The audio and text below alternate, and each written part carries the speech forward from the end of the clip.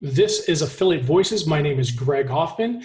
We are having a conversation with someone in the affiliate industry today. His name is Andrew Maffettone. But first, I want to introduce my partner, Daniel M. Clark. Hello, Daniel. Hello. So, Andrew, we know you from the affiliate industry, but where are you working now? And we'll get into the back channel history. Yeah, sure. So I am currently at Seller's Choice. We are a digital marketing solution provider for e-commerce sellers on all marketplaces and all storefronts. So anything that falls under the marketing umbrella, we help with our sellers here in-house. That's my pitch. Hey, that works. Straight to the point. So about, I don't know, early 2017, you and I met at the Prosper Show in Vegas. Correct. I was trying to learn more about Amazon selling, and I met you, and you were working with a company that had a very old and very small affiliate program. You and I had a very long talk about share sell and the potential of the affiliate program, and we worked together for about 6 months, and it didn't work well, did it? No, it didn't. And we don't need to mention the brand. We all left friends, but it was just a good case study that sometimes affiliate marketing doesn't work for some type of companies. Yeah, I got to say, the fact that you're able to get now we kind of partner on other stuff, but to get an ex-client to still come and give you a positive review, even though it didn't work, is impressive. So well done, Greg. Cheers to that. Good for you. All right. Well, thank you very much. We met about a year and a half ago now. So early 2017, Prosper Show. I was with another brand where essentially we had a share sale program going. It was there even prior, before I had joined there, and it was okay. It wasn't bad. It was messy. There was a lot of extra stuff in there that was unnecessary. We were approving affiliates, even if they just wanted it, like, fine, we let them in, which you poo-pooed immediately. So really what ended up being the problem, or at least what I saw to be the problem, is affiliate marketing still has a very sexy appeal to it in certain ways, where there are products that do very well. And sometimes there's just not.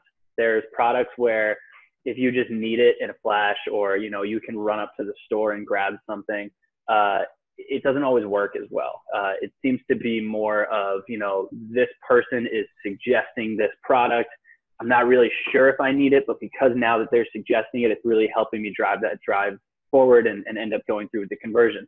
Unfortunately, we learned the hard way that we were in an industry really where the product wasn't really a want as much as it was a necessity for a lot of people. So the affiliates saying, hey, you should buy this product, really didn't help much, just because people already knew they needed it and they could get it at the store up the street. So they didn't really need to, they didn't need that extra help from the affiliates, is more or less what we ended up learning. And then it wasn't the sexiest product in the world, so a lot of affiliates just didn't want it on their sites.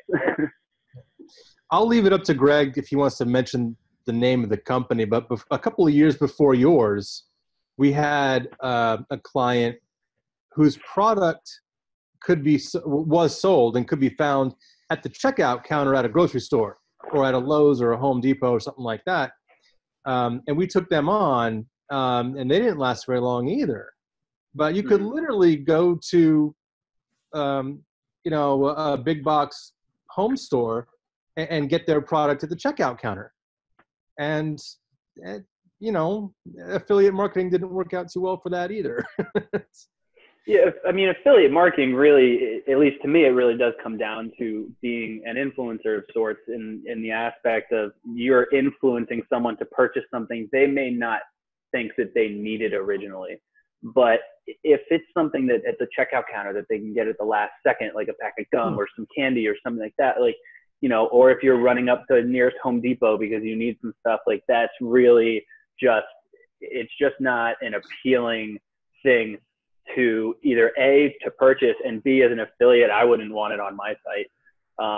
In fact, the nice thing when I worked with Greg for this was my sister is a blogger, and she does this same kind of stuff.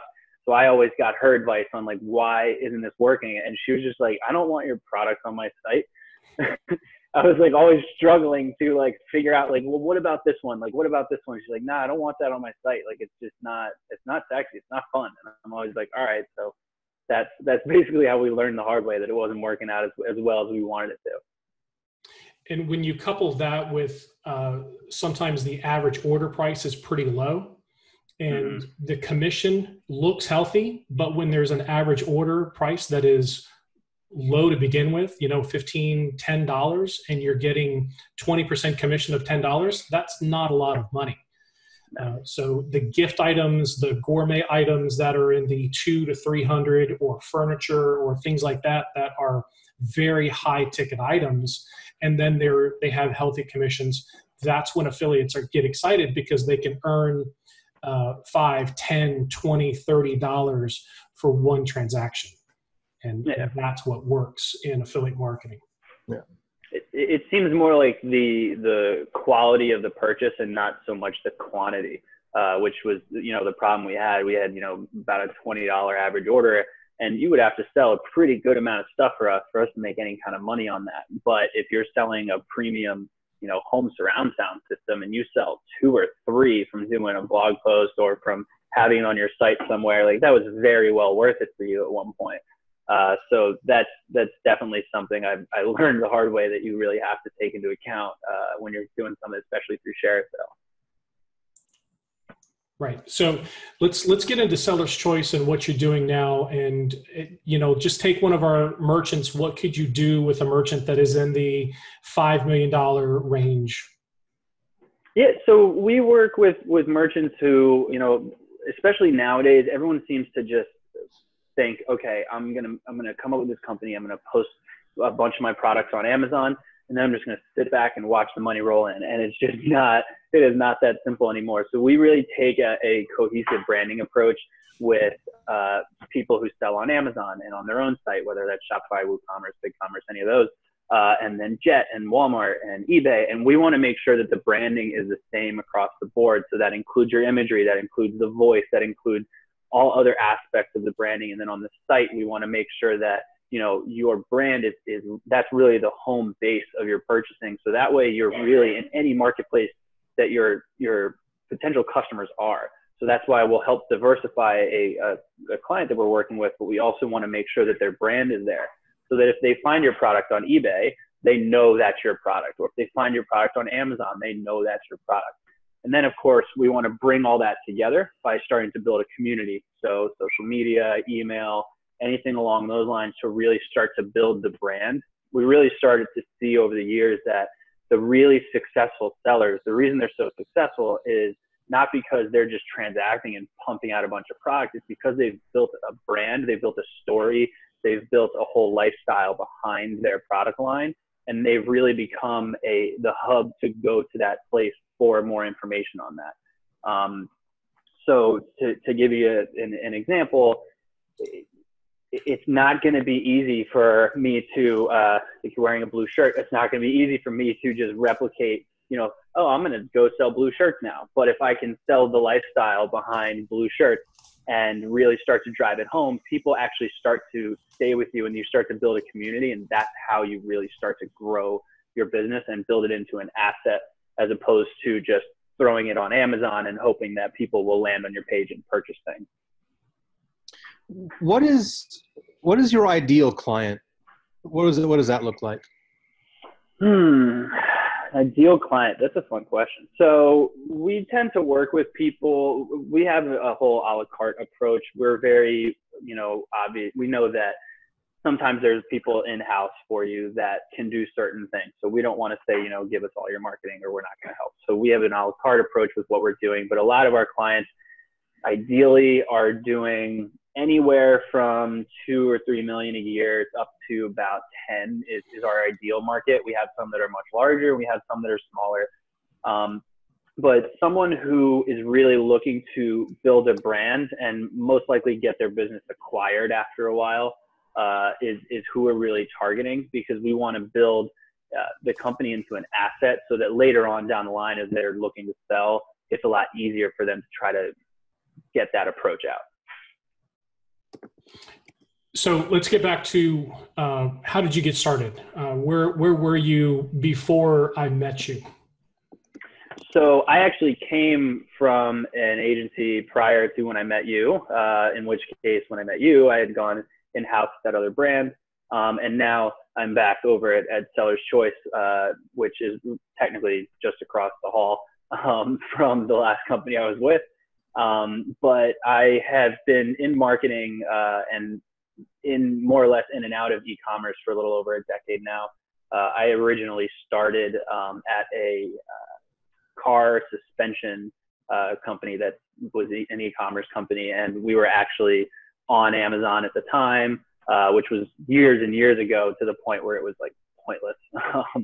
And they had their own site, and I want to say they were on Magento. I don't even know if they're on there anymore. But then I was at an agency prior to that where we were kind of all over the place who we were helping. And then I met you at the last company I was with. I was going to say Magento. Have you heard about Adobe buying Magento?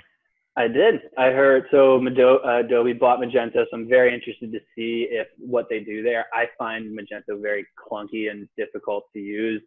I feel like you have to be some kind of expert to go back into Magento and really use it. I feel like the UI is just horrendous. Yeah. And then I also saw that BigCommerce recently got a very large funding round of like, I want to say it was like 1.4 billion or something ridiculously large. So I'm very interested to see if they start to give Shopify a run for their money. Yeah. We still see Shopify as the main one that everyone always seems to go to, but I am interested to see what they're going to end up having to do now to really segregate that out. Of the two carts we usually see with our clients, it's Magento, Shopify, and then some kind of roll your own, whatever people come up with on their own for some reason. Yeah. We have a handful on WooCommerce. I don't mind it. Like, our own site is on WordPress, but WooCommerce I find is very difficult to scale with. Especially with WordPress's apps. Every time you update, or the plugins, every time you update the plugin, you run the risk of your site breaking if it's very customized. So we always get really worried about touching WooCommerce sites, but it tends to be a majority Shopify, at least on our end. Getting back to you, what kind of things do you wish you knew when you started that you know now that you wish you knew then? Oh man, that's a tough one. So obviously the knowing that certain affiliate programs work and certain ones don't would have been pretty beneficial a couple of years ago. Right. I think learning how every aspect of marketing is really involved in each other is something years ago that I never really focused on. Like, for a while, you would want to be the best guy at email marketing, or you'd want to be the best guy at AdWords or social media. And no one ever really noticed, like, you could be the best person at AdWords, but if your site's not converting, I don't care how good you are, you're not going to do anything well there. And if you don't have anything on your site to catch an email, you're not going to be able to retarget to them. Now, if your email is bad, you're not going to get that email. And if you do have a large email list that you can start to get, now you have the concept of being able to utilize that in social media. And if your social media is bad, like, for instance, my wife all the time, if she's going to shop anywhere, she goes to their social media first to see if they're worth even like acknowledging before she goes to their site to see what their branding is like. So I really started to realize that you have to have it all intertwined and have it working together. Otherwise it's just not going to work. And you're going to sit there and, really plug away at a certain strategy. And then you're going to go, oh, this didn't work. And in reality, it's probably because something else wasn't working correctly either. Mm-hmm. So a couple months ago, you and I did a Facebook Live for Seller's Choice. What made you start the Facebook Live, and how has that series been going? So our Facebook Live, we do Friday feedback. It's every day at 3 o'clock Eastern. I started doing it, honestly, to tell you the truth, when it started, I was on a call with someone, and we were talking about doing like a shared blog post or something like that. And he's like, oh, you know, I've been thinking about doing video. And before I even hung up the phone, I just spitballed the idea of like, yeah, every Friday we do this thing and we should totally start doing that. And I got off the call and I was like, I got to put that into place and make it look like this is starting this week kind of thing. So we started doing it really just because we do it at Friday at 3. By then I figure everyone's winding down, and we really want it to just be a fun, casual conversation, very similar to this one, where we're literally just sitting there BSing about each other's business, or I talk to a seller and tell them like, how did you get to where you are? And it's really just an interview, but it's extremely like relaxed and conversational. Facebook's got all those filters, so sometimes I get bored and throw filters on people. My dog gets involved every now and then. Like, it's really relaxed and calm. But we just do it to introduce, you know, new companies that we've seen, like apps or plugins or softwares that I think work very well, and a lot of our sellers are using. We don't have any kickback from any of them. It's just we get questions all the time, so we figured why not interview them and bring them out. And then, of course, just like you guys do, speaking to sellers to just hear, like, you know, what have you done that works so well, which is why everyone loves these conferences where you and I met, where you can really just go and learn, like, what did you do wrong so that I don't also do it wrong is basically the approach we're trying to take every Friday. Right. And I mean, we do this because we're trying to educate affiliates to understand more about affiliate marketing and to understand more about the things that you do. So just the same thing. We're trying to introduce more knowledge to them, just expose them to different brands and different ways of thinking. Exactly. I agree. All right. Well, I think that's good. Daniel, any final questions? Not for me. All right, Andrew, how can people reach you? Where do they find you? Give us your social media stats. Yeah, so obviously you can find us on sellerschoice.agency. We, almost all of our social platforms are at The Seller's Choice. You can find myself. I'm at Andrew Maffettone anywhere. In either of them, we're always answering questions for people. We have people who are just tweeting us messages, questions all the time. We're basically your 24/7 consultant when it comes to social media, so feel free to reach out. We're always here to help. And then you can reach out to us on our site, and we're always, you know, happy to give our advice where necessary.